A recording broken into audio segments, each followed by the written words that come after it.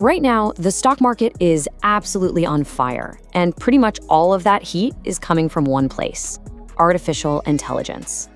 So the big question is, are we at the dawn of a genuine tech revolution, or are we all just watching a massive, historic bubble inflate, waiting for the inevitable pop?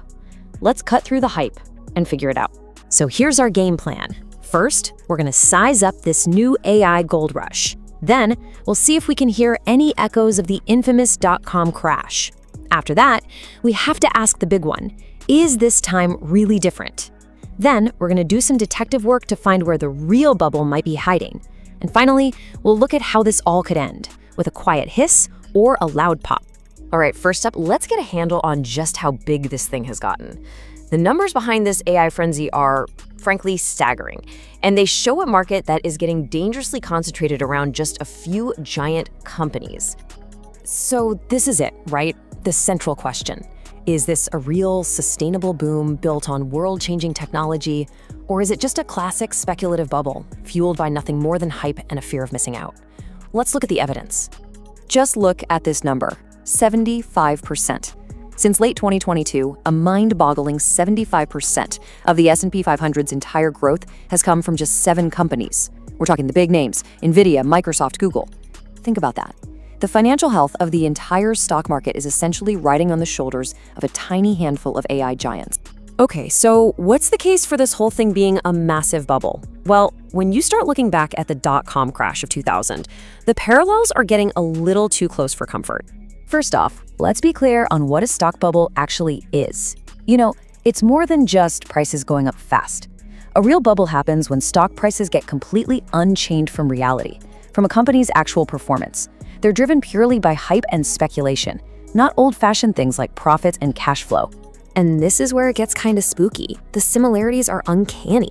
Back in 2000, you had companies with zero profits being valued on some imaginary number of future users. Fast forward to today, and you've got companies with price-to-earnings ratios, that's their stock price compared to their actual profit, that are triple the market average.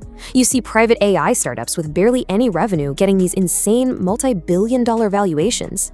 You can almost feel the same speculative fever in the air. Now, here's a really critical piece of the puzzle. Some of this explosive growth might not be real. We're seeing this weird, complex web where a big tech company invests in a startup, and then that startup immediately uses the investment money to buy the big company's products. It creates this perfect illusion of massive demand. But it's kind of a closed loop, right? The question is, how much of this demand is organic, and how much is just money moving around in a circle to pump up the number? And that leads us straight to the debt problem. Building out all the infrastructure for AI, we're talking massive, power-hungry data centers, is insanely expensive. Big tech is on track to spend $3 trillion on it by 2028. But look at the chart. Their own cash can only cover half of that. The other $1.5 trillion, it has to be borrowed.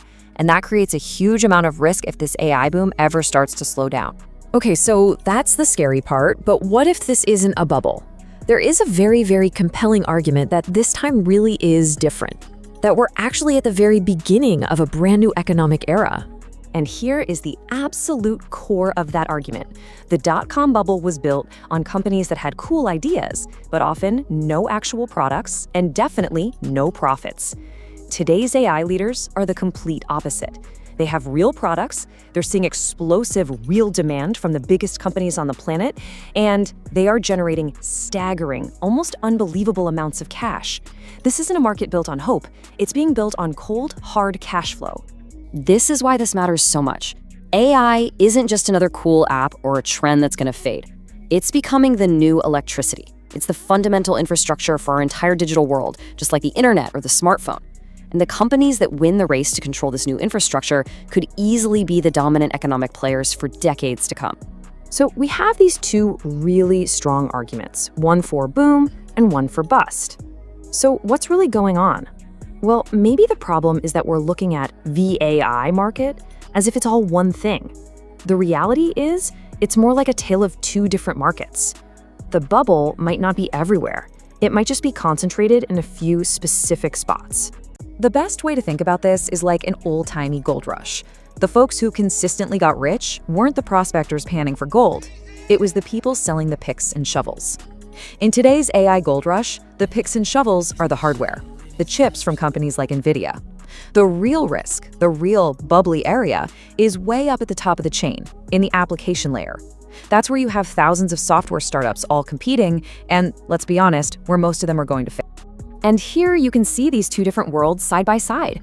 The high-risk zone looks and smells just like the year 2000. Small companies with no profits, overhyped IPOs, and meme stocks getting pumped on social media. But the lower risk zone, the companies building the core infrastructure, is standing on a much, much firmer foundation of real profits and proven demand. Okay, so we've got this divided market, part solid rock, part shaky ground. How does this story end? Well, it seems like there are three main ways this whole AI frenzy could play out from here. Let's call them the good, the bad, and the ugly. The good scenario is a soft landing, where the hype just kind of deflates slowly and the overvalued stocks come back to earth without crashing the whole system. The bad is a sharp correction, a lot like the dot-com bust, that probably leads to a painful but short recession. And then there's the ugly scenario. That's where that massive corporate debt we talked about triggers a domino effect, risking a full-blown crisis, maybe something like we saw in 2008. And that really brings us to the most important thing to remember through all of this. The AI revolution is not going to be a tide that lifts all boats. It's not going to make everyone rich. What it is going to do is create a handful of truly massive trillion-dollar winners who control the essential building blocks, while at the same time, thousands of other companies built on nothing more than hype will be completely wiped out. And that leaves us with the trillion-dollar question. Can you tell the difference between the two?